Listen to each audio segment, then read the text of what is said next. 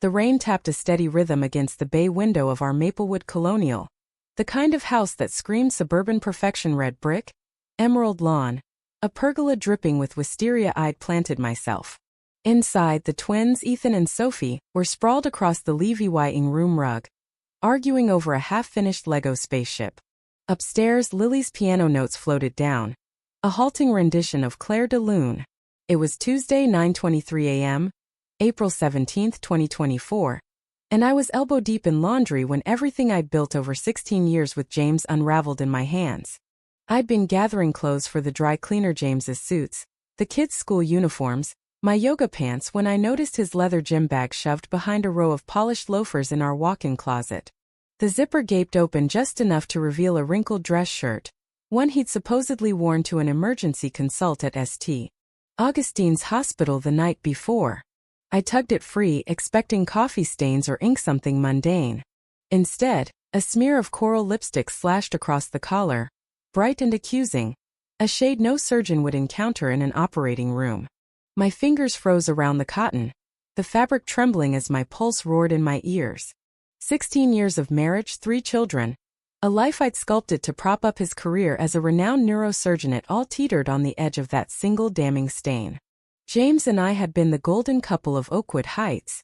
Dear James Thornton, with his steady hands and quiet charisma, saved lives daily, while I, Laura Thornton, kept the home fires burning. PTA president, hostess extraordinaire, the woman who made his brilliance possible.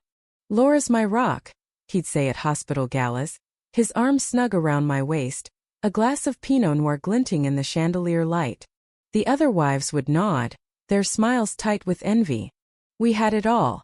A sprawling house, 3 beautiful kids, a marriage that had survived med school loans and sleepless residency nights. Or so I'd believed. Looking back, the signs had been there, faint cracks in the facade I'd papered over with optimism. James's late nights had multiplied over the past year. Hospital understaffing, he'd claimed. Weekend fishing trips with colleagues stretched longer. His phone buzzing incessantly with urgent cases. Our conversations shrank to logistics. Ethan's soccer practice, Sophie's science fair, Lily's recital schedule. Intimacy withered to a turn away from me in bed, citing exhaustion, leaving me staring at the ceiling, wondering if I'd become invisible. I'd tried new lingerie, candlelit dinners, even a weekend getaway I'd planned for our anniversary. He'd gone through the motions, distracted, his eyes darting to his phone mid-meal. Everything okay? I'd asked one night over his untouched steak. Just tired, Laura. The Miller case is a mess, he'd muttered, retreating to his study, the door clicking shut behind him. I trusted him. Checking his phone or hacking his email felt beneath mesomething desperate women did. Not Laura Thornton, the unflappable wife. But our 16th anniversary loomed, and I'd wanted to surprise him with a trip to Sonoma, where we'd spent our honeymoon. His phone sat on the kitchen counter while he showered, and I picked it up to sync our calendars. One glance, that's all I meant to take. Then a text flashed across the screen from Dr. Elena Voss. Last night was incredible. When are you telling her? Can't wait to feel you again. My thumb hovered, then pressed, opening a thread that stretched back 9 months. Explicit messages, photos, plans made while I was shuttling Lily to ballet or helping Ethan with algebra. The cruelest jab. Laura's clueless, still planning some anniversary thing. Poor thing thinks you're hers. I set the phone down, made his coffee, kissed him goodbye as he left for the hospital, then collapsed over the sink, retching until my stomach was hollow. That night, after the kids were asleep, I confronted him in our bedroom, the same room where we'd whispered dreams of a family, where he'd held me through 2 miscarriages before we turned to IVF for the twins, where I'd sobbed when my mother died. Are you sleeping with Elena Voss? My voice was steady, a lifeline I clung to. He didn't flinch, just unbuttoned his shirt with surgical precision. Yes. How long? Does it matter? His eyes met mine, cold and unrecognizable. I want a divorce, Laura. I'm done with this. He waved a hand around the room like it was a cage. Done with us? With 16 years. The kids. My voice cracked despite my resolve. I've outgrown this, he said, his tone clinical, cutting. I'm 46. If I'm going to live my life, it's now. We built this together, James. I gave up my career teaching my masteress for you. He laughed, sharp and bitter. I save lives. You fold laundry and plan bake sales. I've carried us. You'll be fine financially, the kids will adapt. He slept in the guest room that night, levying a divorce lawyer's card on the counter by morning, a final scalpel slice to my dignity. The next day I hired Abigail Pierce, the sharpest divorce attorney in Oakwood Heights. Document everything, she instructed, her voice a steel blade over the phone. Especially the money. That night, after tucking the kids in with vague assurances about Daddy's work trip, I cracked open our safe. Tax returns, investment portfolios, property deeds, 16 years of our life in neat folders. Then I saw it. Monthly transfers from our joint SAVYNGS to Cedarville W Ventures, $6,000, $8,000, $12,000 totaling $300,000 over 3 years, funneled to an LLC in James's name alone. The bank confirmed it the next morning. No trace beyond Cedarville W, a shell company he controlled. Hiding assets is common, Abigail said, peering at the statements over her desk. But this feels deliberate long-term.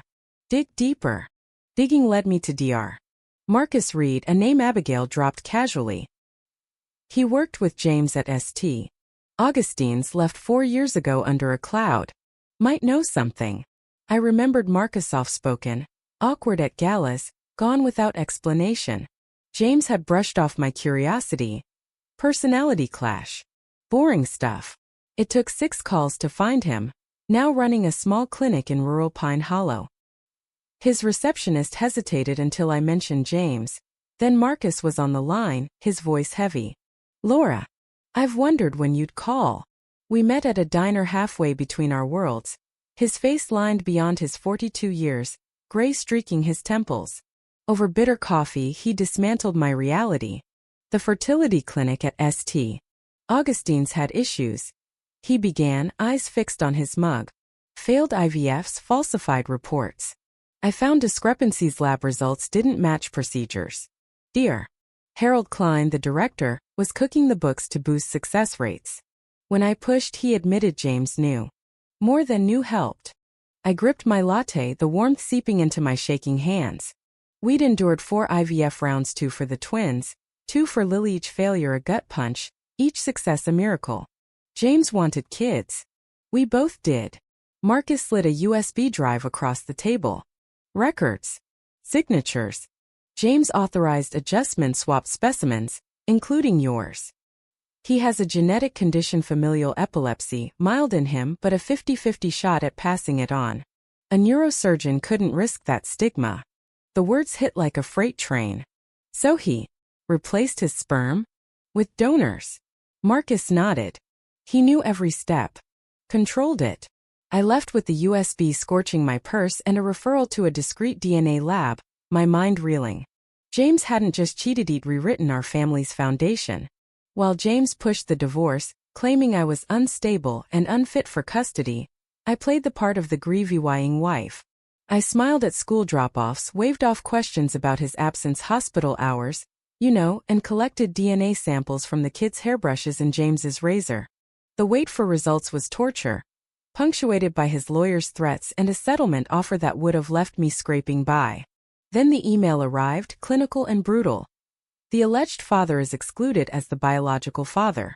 Probability of paternity 0. Fantram. I printed copies, one for Abigail, one for a safe deposit box, one for the moment I'd confront him. My hands didn't shake anymore. Rage had forged something unyielding inside me. James thought he'd won. He paraded Elena at Lily's recital, moved her into his sleek new condo, smirked through mediation as I conceded to his terms. You're being so reasonable, Laura, he'd said, smug as ever.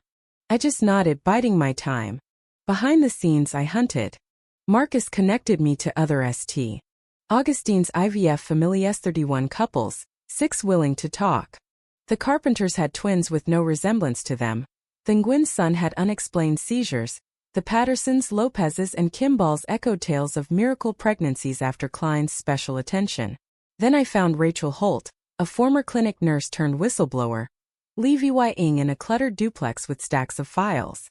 I documented it all, she said, handing me a worn ledger: patient names, altered procedures, James's signature greenlighting specimen swaps, including mine, specimen replaced per Dr. Thornton's directive: genetic risk mitigation. Why didn't you report it? I asked. I tried. Hospital buried it. James has allies everywhere. Rachel gave me a card for Agent Carla Mendez, a healthcare fraud investigator who'd been circling St. Augustine's for 2 years. Your Evy Denke could break this open, Carla told me over coffee, her eyes sharp. But I need more money trails, insider testimony. I became a ghost in my own life, nodding through custody talks while photographing James's files, recording his casual lies, tracing Cedar VW Ventures to offshore accounts. Then a PI uncovered Elena's past. Elena Marie Kessler, daughter of Patricia Kessler, a patient James lost 5 years ago during a botched aneurysm repair. He'd been hung over from a weekend with Elena, then a med student, when he operated.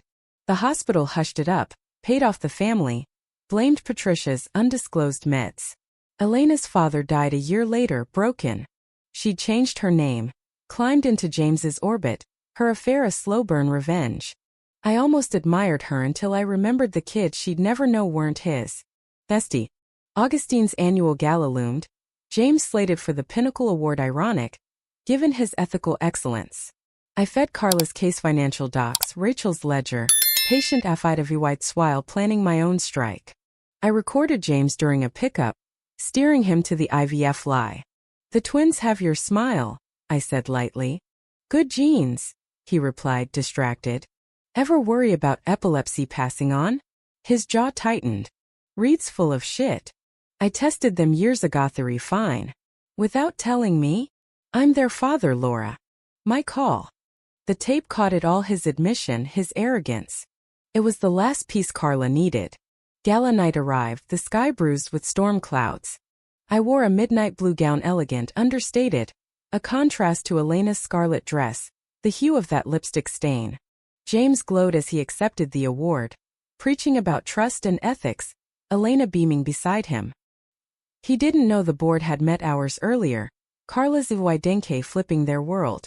As he toasted his triumph at Lorenzo Sour old haunt, I walked in, the DNA results in a silver envelope. Laura. His smirk faltered. Joining us. Elena shifted, uneasy. I wouldn't miss it, I said, sliding the envelope across. Congrats on your freedom. He opened it, his face collapsing as he read. This is fake, he hissed. Is it? You swapped your sperm, James. Lied about our kids. Elena gaped. What? Nothing, he snapped. I turned to her. Ask him about your mom, Elena Kessler. The surgery he botched. Her eyes widened, recognition, then fury. Carla stepped in, badge flashing. Dr. Thornton, you're under arrest: fraud, malpractice, conspiracy. The restaurant froze as cuffs clicked. You set me up, James snarled. 16 years, James. You had your run. They hauled him out, Elena staring into her wine, whispering, I didn't know about the kids. I believe you, I said. Your mom deserved better too.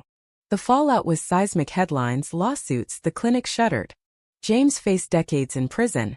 His assets were seized, securing the kids' future. Marcus asked me to co-lead a new ethics board at St. Augustine's, a chance to reclaim my voice. Months later, I met Elena again. An odd truce between us. Regrets? She asked. The kids will learn the truth, I said. But it's my truth now, not his. That night, watching Ethan, Sophie, and Lily sleep, I felt free, not from pain but from the lie. The perfect life was gone. What remained was mine to shape.